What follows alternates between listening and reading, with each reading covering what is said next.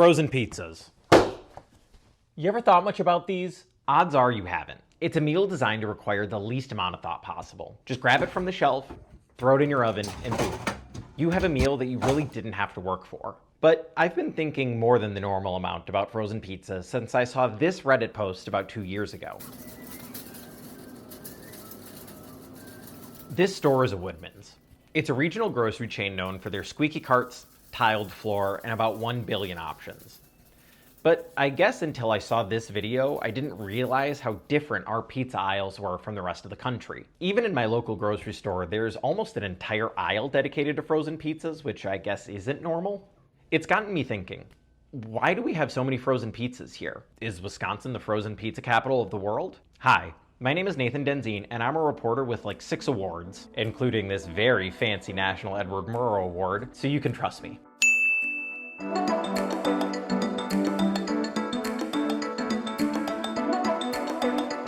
Alright, time to start my research.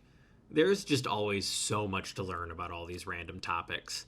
Well, first things first, I think we should check out a couple of market reports because I honestly don't think there'd be anything better to answer my question. Oh, here's one. Oh, but it's not free. I wonder how much it costs. Well, I have an idea. Doesn't get any more basic than this.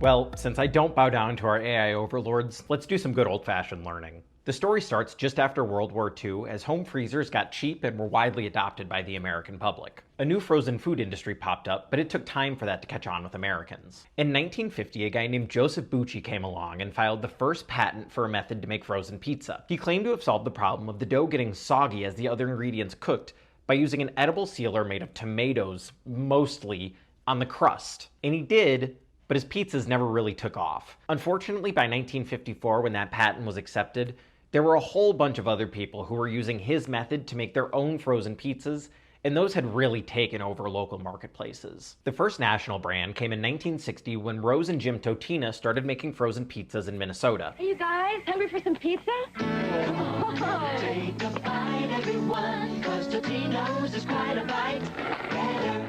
By 1970, Totina's were the top-selling frozen pizza in the country and are still around today with their pizza rolls. Then, in 1966, Wisconsin entered the stage. The story goes that two brothers, Joe and Ron Simek, owned a bar in the very small town of Medford, Wisconsin. After an unfortunate accident attempting the peppermint twist,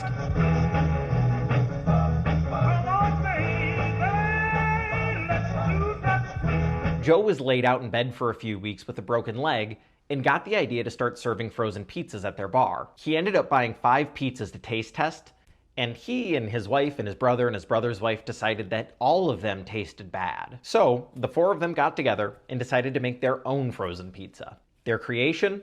Tombstone. What do you want on your tombstone? Pepperoni and cheese. Time for Tombstone Pizza. Tombstone took off in Wisconsin and caught on pretty quickly nationwide. By 1978, just 15 years after Joe's initial idea, Tombstone was churning out over 13 tons of pizza sauce per day. By 1984, it was named the most popular frozen pizza in the entire country. And while Tombstone is not the bestseller anymore, it's still around and it's definitely still a household name. But it's not just Tombstone that came from Wisconsin. Between 1962 and today, 10 of the top-selling frozen pizza brands have either been founded here or have all their manufacturing here. The biggest of those is undoubtedly DiGiorno, which took the nation by storm in 1995 with their Rising Crust pizza. Nobody flew anywhere. It's not delivery, it's DiGiorno. DiGiorno Rising Crust Pizza is a whole new kind of frozen pizza. Its crust rises and bakes up fresh like pizzeria pizza. Today, DiGiorno is the top-selling pizza in the country by a comfortable margin and have always manufactured their pizzas out of 2 Wisconsin towns, including Medford. Along with Tombstone and DiGiorno, Wisconsin makes a whole host of other pizzas too, including Jack's, Kirkland Signature Pizzas, and Connie's. Since 2010, Nestle has actually owned the 3 biggest brands in Wisconsin in Tombstone, DiGiorno, and Jack's, and their company executives have said that per capita, Wisconsin eats more frozen pizza than anywhere else in the country. Digging a little deeper, there's a regional pizza brand called Palermo's, which is kind of big around Wisconsin and the Midwest. It is, by the way, the best frozen pizza.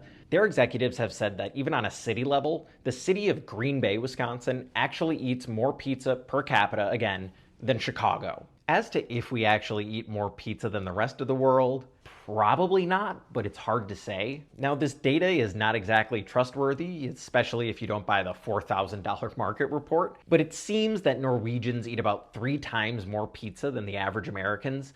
So if I had to bet, there's a state somewhere in Norway that eats more pizza than Wisconsin. But at the very least, I think it's safe to say that Wisconsin is the pizza capital of America. But why? You ever been to Wisconsin? You ever heard of us? If you have, you know that we like 2 things: beer and cheese. Beer can be the subject for another video because today it's all about the cheese. We absolutely love it here. We eat it as bricks, in slices, as hand-pulled out of the bags. We eat it melted, we eat it fried, and we even wear it on our heads every once in a while. 'Cause I'm feeling so fly, like a cheesehead, like a cheesehead, like a cheesehead.